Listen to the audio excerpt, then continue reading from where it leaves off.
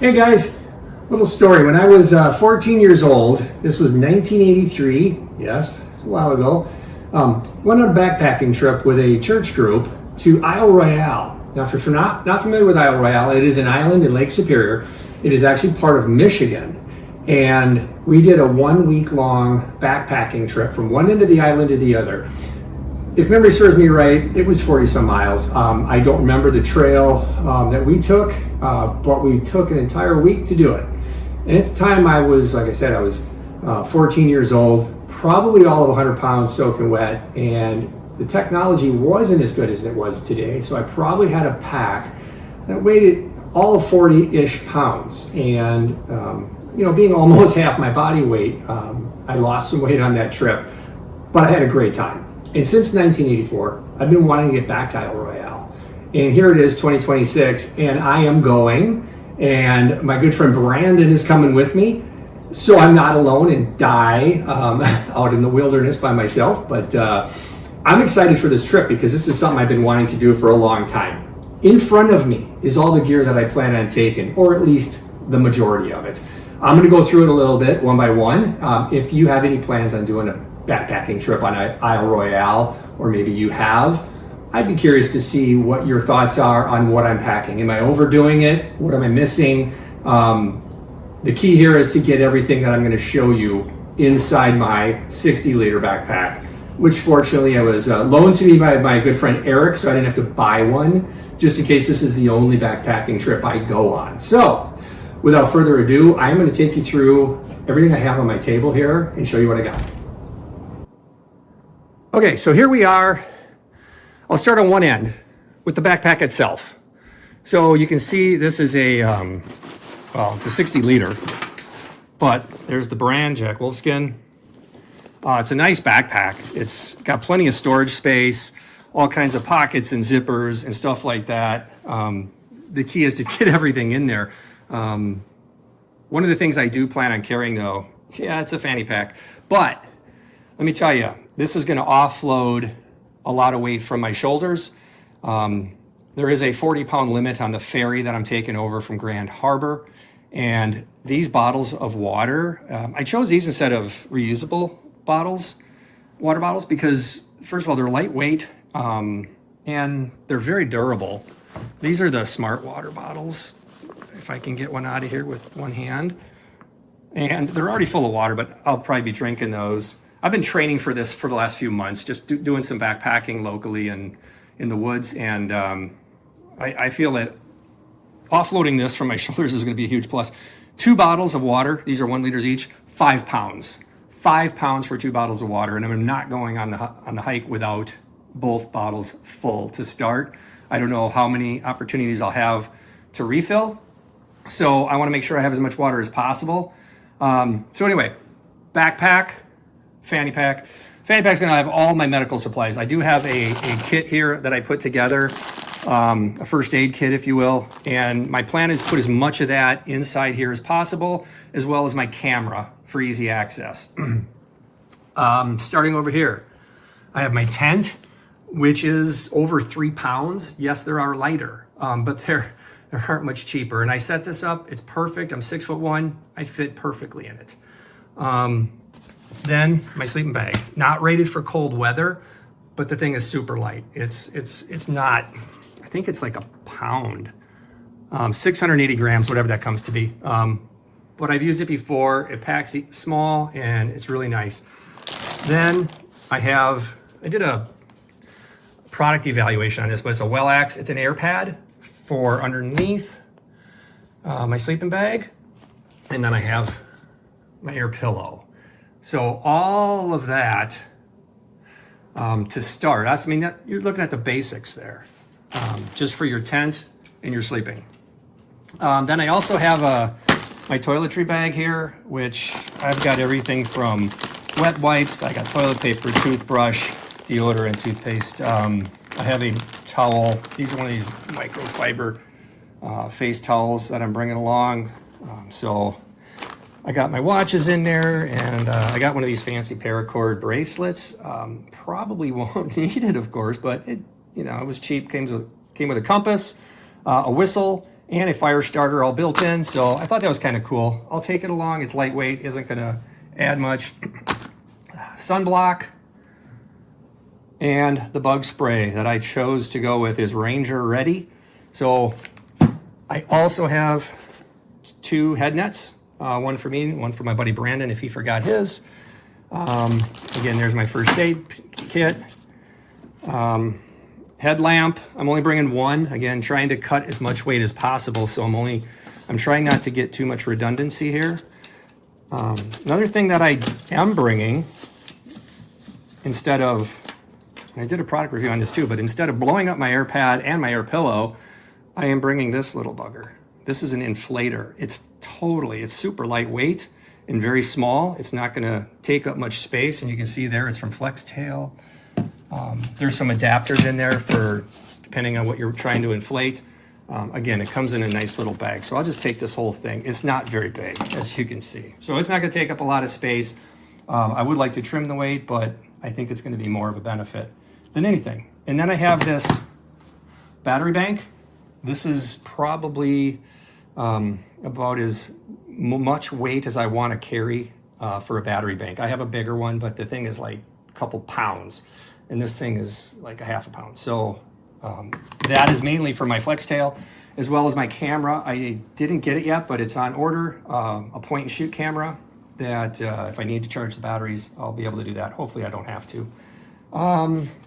As we move over here, Isle Royale has absolutely no freshwater sources. The only potable water you're gonna get is when you land on the ferry at Wendigo, which is where I'll land.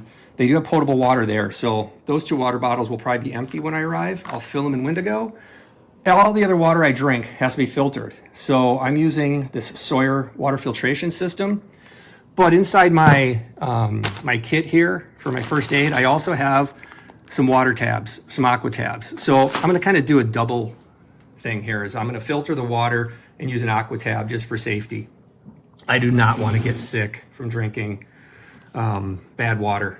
I do have my Isle Royale map that has all the trails listed on it. My actual trail hasn't been decided yet. I'm waiting to discuss that with Brandon and see what route we want to take. The original plan was to get to Rock Harbor, but again, we're talking 42, 43 miles on the original path I chose, and we've got 4 days to do it, so we'll see.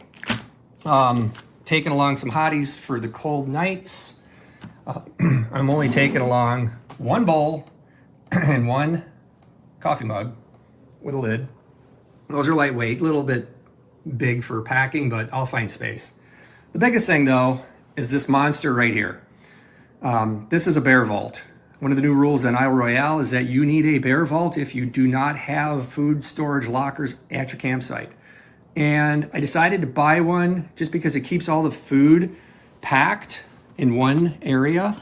Now that's both a plus and a minus. And the minus side of that is I have to fit that big sucker inside my backpack. And it's going to take up a lot of space. Whereas the food, you could kind of shove in various places and fill gaps here and there.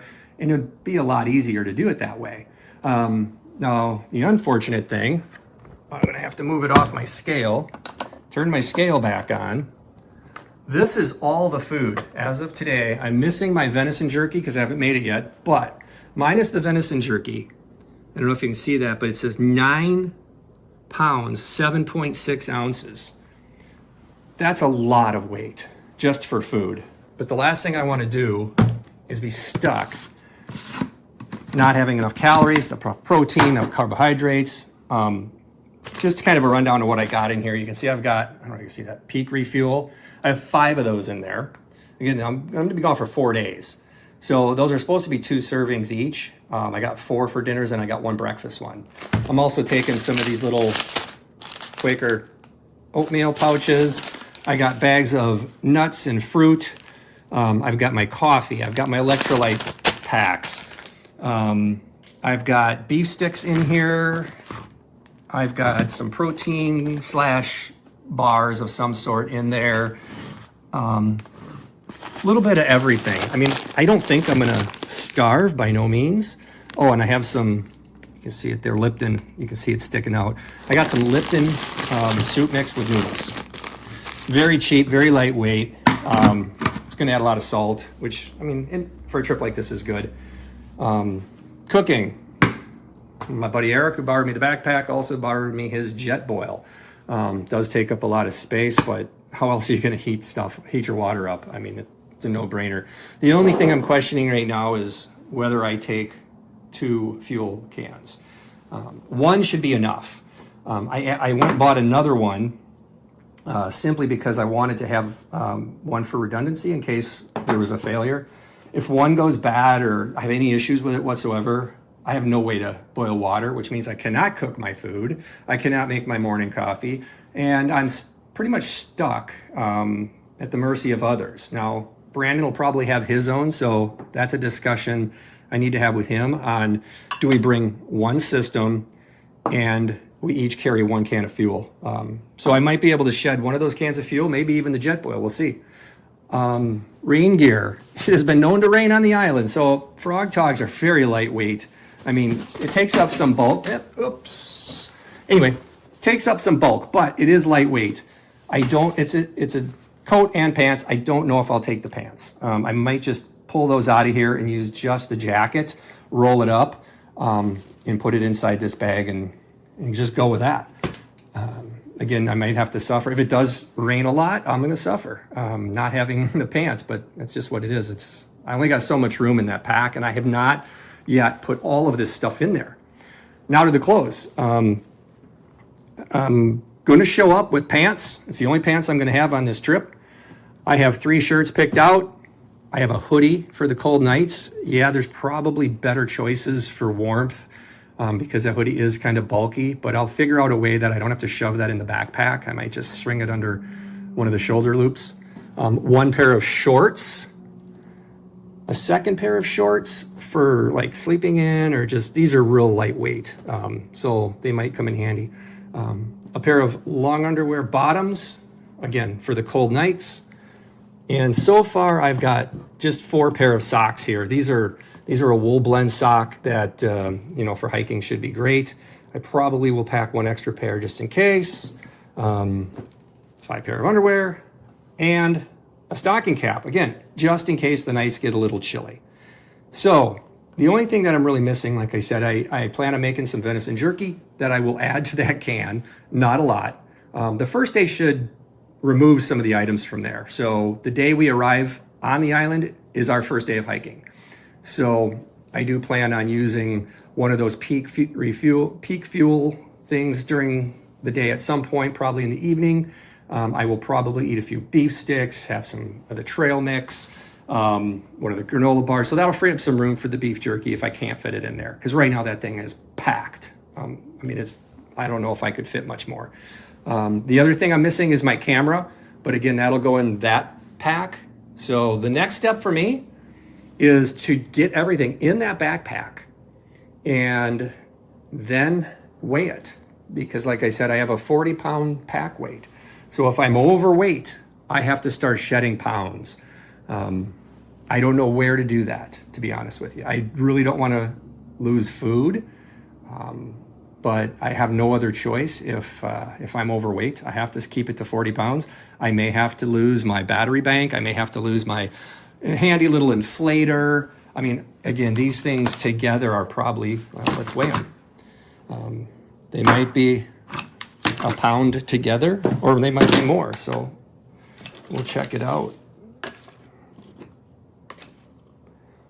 Not even 11.8 ounces. So not even close to a pound. So, but every ounce helps. If I can lose one of these cans, that's 13 and a half ounces right there. So that would help.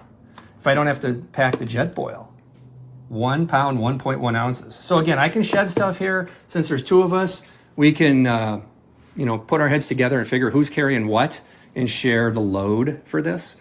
But most of this other stuff, I have to bring. I have to bring my tent. I have to bring my sleeping bag. I'm not sleeping outdoors under the stars. There's critters, there's wolves, there's all kinds of fun things to get yourself in trouble with. So this is it. I'm bringing as much of this as I humanly can, if I'm allowed, and I'll get this stuff in that backpack, and I'll come back and I'll show you if I got it all in there. And if I did, we'll jump on the scale and see where I'm at. Talk to you then.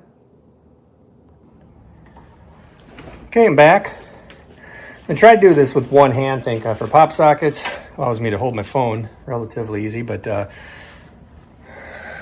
there's my table. I do not have my hoodie in there. It's pretty tight packed already, and I did take out the Frog Tog pants. I won't be bringing them. But there's the pack. And fortunately, here's the fanny pack. I got a little extra room here, but all of my medical stuff, my first aid kit, everything's in there. So fortunately that all fit, and there's plenty of room for my camera. I can even put a few other things in there. You can see I have 2 full water bottles. Haven't even opened those yet, but I'll drink those up. But just to give you an idea, let's get the scale going here. Let's see what I weigh. Now I am carrying my phone, so keep that in mind. 185.6. So 185.6, let's see what this fanny pack weighs. It should be over 5 pounds because of that water, like I said. 191.8. So we're at like 6.2 pounds off my shoulders just by carrying that. I haven't tried it yet, but we'll see how it works when I have that on my back. So we got 6.2 pounds. Now, what was it, 185.6? I'm going to set this down. I'm going to keep her rolling, put my backpack on, and then we will weigh me with this backpack. And my hope is that this thing does not go, let's see, 185.6. All right, here we go.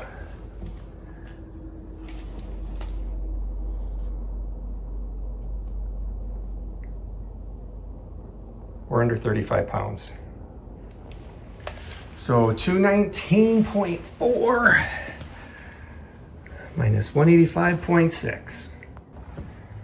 All right, 33.8 pounds is what my backpack weighs. So I'm well within my weight for the pack. But when you add on that 6 pounds, that's pushing my 40-pound max limit.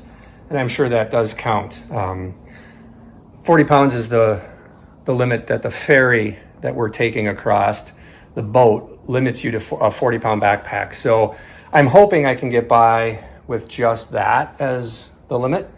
And then I'll just wear this. But again, I'm gonna not, you can drop 5 pounds right away because I will not be carrying full water bottles. So I have a little room for my camera.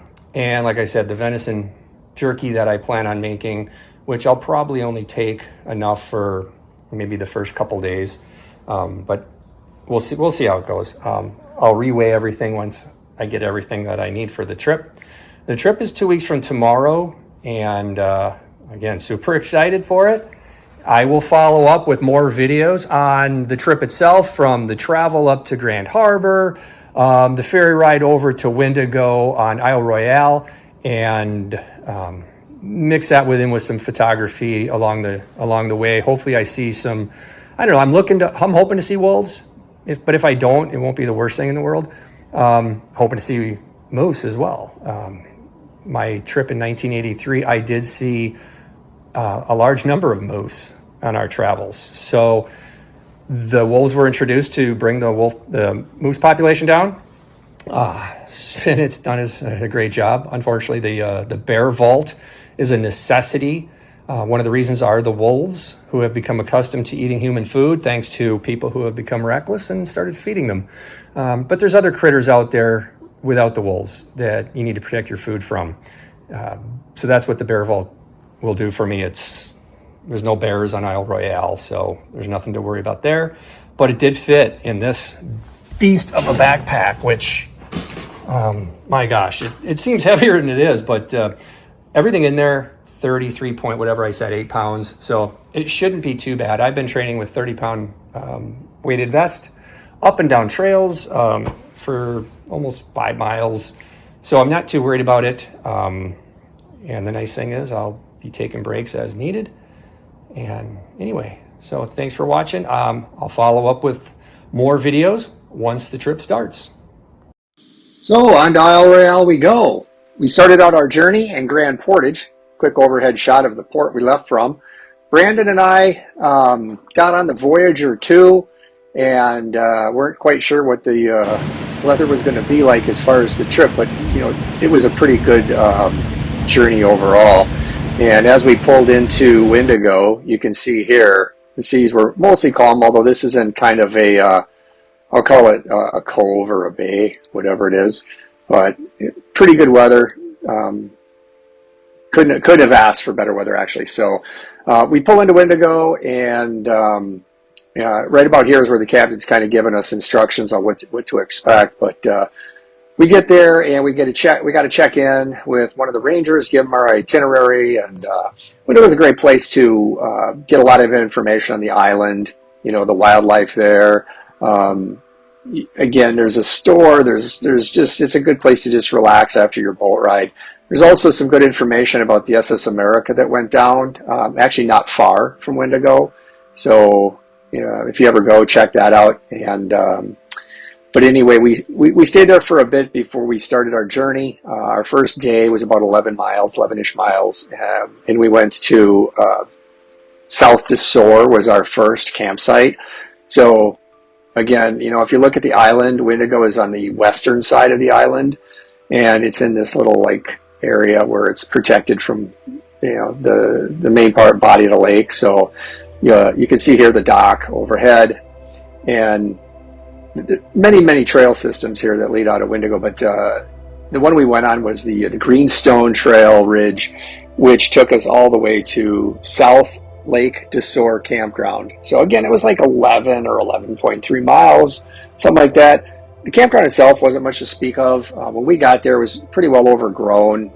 We stayed at a campsite barely big enough for our 2 tents. But anywho, here's a good shot of Brandon hiking through the woods. Didn't know I was taking shots of him, but there he is. And that's the trail right through there. So a lot of ferns. We did come across a lot of moose droppings, which, again, you couldn't get away from it. It was everywhere. We did see moose tracks, not as much as we saw the moose droppings, but they were there as well. Here's a good shot of a part of the trail that's not very common. This is actually more common. Lots of tree roots to climb over. And boardwalks galore going over some of the swampy areas, very narrow. If you fall in there, you're going to stink. We did come across this wonderful chicken of the wood mushroom, which I felt bad I couldn't pick. Had no way to cook it, so I had to leave it. And this is, these were everywhere. These little worms, I don't know what they're called, but boy, were they nasty. They were hanging from trees. You run into them, they get under your backpack straps, and then literally you squish them, and they were gross. Just really nasty things. Leaving Lake de Sor, there were signs all over, but here's our campsite at actually Lake de Sor. You can see here, not a big footprint here, just enough for our two tents. But the best part of the lake here is right off of Group Campsite 1. It's a good approach down to the lake. Water was clear. It was just a beautiful spot to just relax, soak your feet in the lake if you want, fill up your water. We actually sat down there and kind of had a nice, just relaxing time. We got in, it was only 11-ish mile day, so we got in with probably 3-4 hours before nighttime. So we were able to relax, take a load off. 11 miles is a lot for your first day when you're not used to it, carrying 40-ish pounds on your back. So some of the shots off of South Lake de Sor here, just again, the water was nice. Next stop, we skipped Hatchet, went right to West Chicken Bone. So along the way, saw a lot of different things, more mushrooms. There's some chaga, great views once you get to the top of the ridge. Didn't see a lot of that on the first day, but saw a lot more moose sign. You can see here just some different shots of areas that we went. So going along this map, I'm going to trace our route to West Chicken Bone Lake Campground. Now this day was day 2, and it was over 16 miles. So day 1 was actually not that bad, but by the end of the day, my left ankle had started developing tendonitis. halfway through day 2, both ankles had started developing tendonitis. So by the time we got to West Chicken Bone, I was absolutely destroyed. My feet were killing me, ankles were killing me, but this was by far, I think, a better campground. Just more space. The campsites were larger. Saw a lot of, the lake wasn't as nice though. Met a few friends like this creepy crawly, just sitting at the lakeside and watching this guy he went down, then he'd go up, then he'd come down. Watched him multiple times. I was kind of by myself down there for a bit, so Brandon was getting ready, getting set up and whatnot. So decided I'd videotape this little fella. A lot of things on the lake and the island that some people might find a little bit of unpleasant, but that's just part of nature. In addition to these spiders, yes, snakes, but as far as I know, the only snakes on there are garter snakes, and they came in different colors, but this was the most common one that we saw. There's nothing scary about them. They're just garter snakes, so they were slithering around all over the place. Saw them many times, so just thought I'd take a little video of this fella just working his way through the water. Again, this is at West Chickabone Lake campsite, and the water here was just as clear as South Desor, except this one had a few leeches in it, and as soon as you put your feet in, the leeches came, so didn't keep my feet in too long. A look out over West Chickabone and some loons there flying off in the distance. Again, loons are just a common sight on the island. We heard them daily. It was just beautiful. It's whether you're waking up to them or going to bed at night with them, I can't imagine ever getting tired of that sound.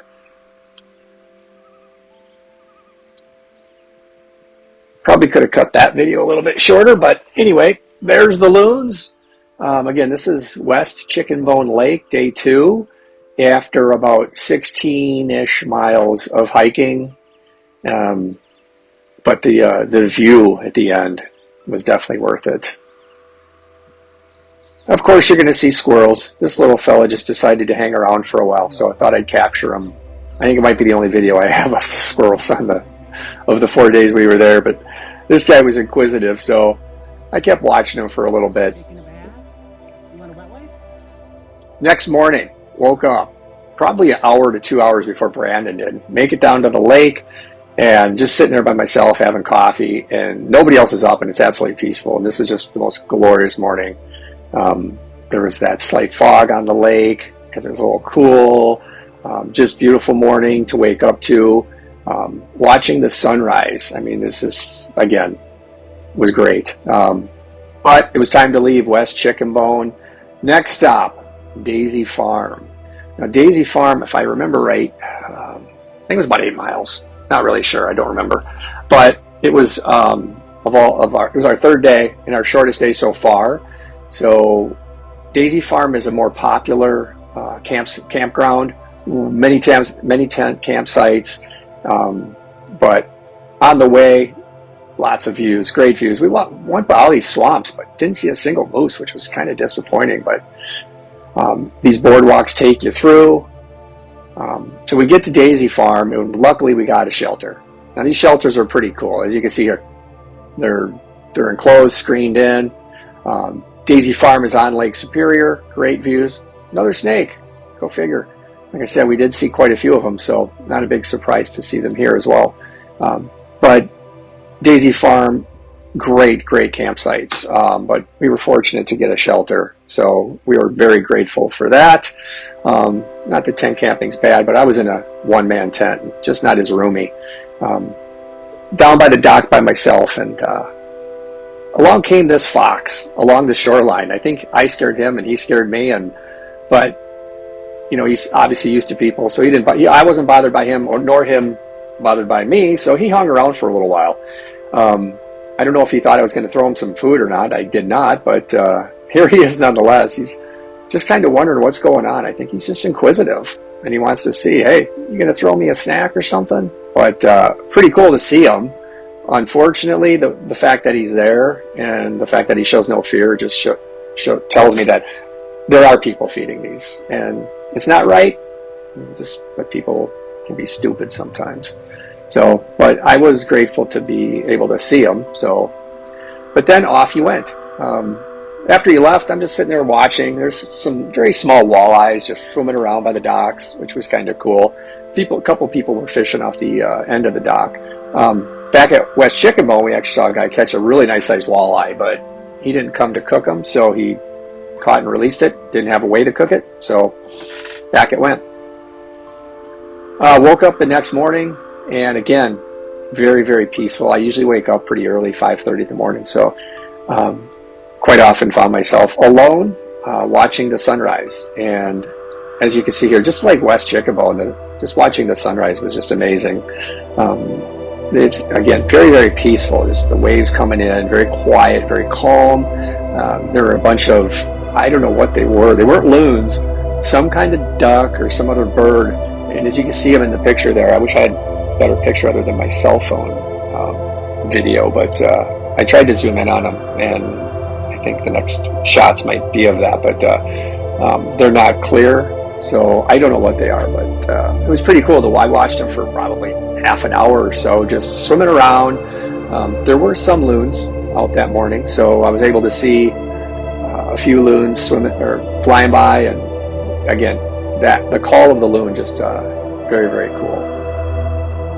Yeah, here are those birds. Again, I don't know what they are. I'll have to look it up, but it was kind of cool just to watch them. They're just swimming around as I watched the sunrise, all by myself, nobody else around, on the docks.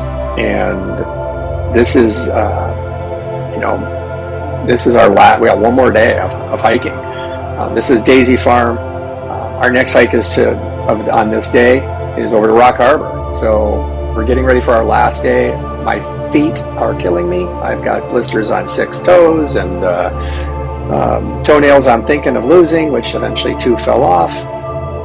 But you can see here, this is Daisy Farm, an overhead view. Our next journey is, I believe, just shy of 7 miles to Rock Harbor. And as I zoom in here to Rock Harbor, you'll see it's a little bit bigger. In fact, this is the best part of the island because there's some amenities here, a lot more campsites, a lot more shelters, and it was a torturous hike. Here I am hiking by myself because I told Brandon to just take off and get to Rock Harbor, get us a shelter, which he did. But along the way, it was a nice, peaceful solo hike for about 7 miles. So did come across a few other hikers coming from Rock Harbor, wearing tennis shoes, light packs because they're just doing a day hike, and I had already logged over 35 miles, so I was kind of beat. Again, my feet were really, really suffering, but you can see here the rocks and the boardwalks, and this was pretty much a majority of the trail. But as you can imagine, the views were amazing. A lot of things to see. There were some mines that were obviously, you can see here, protected, so you don't go in there. More moose droppings and just great views beyond that. Came across this couple of geese with their little goslings. I think I spooked them as well. I came around a corner and boom, there they were. And I had one of the adult geese was keeping a close eye on me and making sure I didn't get a little too close, and started walking towards me, so I decided to move on. And as I'm walking on my way to Rock Harbor, caught this float plane, which is another way to get to the island. A little more expensive, but it's quicker. But here is Lake Superior. This is I guess you call it the east side of the lake, or southeast side of the lake, of the island, I should say. And that whole walk from Daisy Farm to Rock Harbor was just incredible. Again, I was by myself solo hiking at this point, and I just really enjoyed that. That was really, really cool. It was nice to have Brandon hike ahead, and at this moment, I didn't know if he was going to get us a shelter or not, but it was not a big deal. I'd stay in the tent if I had to, but this is pretty much a lot of the hike along this route because it's rocky. There's roots. There's not a lot of just flat, smooth ground. These rocks slope down to the water, so you're walking at angles, and when you have tendonitis in 2 ankles, it was kind of painful. It was a very slow go. So we make it to Rock Harbor, and I don't know if you caught that, but it's the only wolf we saw. 8 seconds of him. So sitting there peacefully and just caught him as I was sitting on this this bench, just resting and relaxing. This is a boat that I believe comes out of Upper UP of Michigan. It's not the boat we took, but you can see there's Rock Harbor. That's the harbor. There's where the boats dock. Again, it's a nice place to come, and it's a nice place to finalize your trip because there's a lot of stuff there. There's a store, and there again, there's our boat back, same one we took in. So getting ready to head aboard and call it finalize our trip. Call it a 4 days, I guess you could say. Not a week, but call it a week. It was just a nice trip overall. Wish I had more pictures. I looked through all my pictures and realized, I didn't take enough. I need to take more. But anyway, I've finished with just some of the flora, the fauna, and some of the wildlife that we saw along the trip. A fantastic island, fantastic journey, and I would highly recommend anybody who's into backpacking to make this trip. It was just wonderful. We're already planning another trip next year.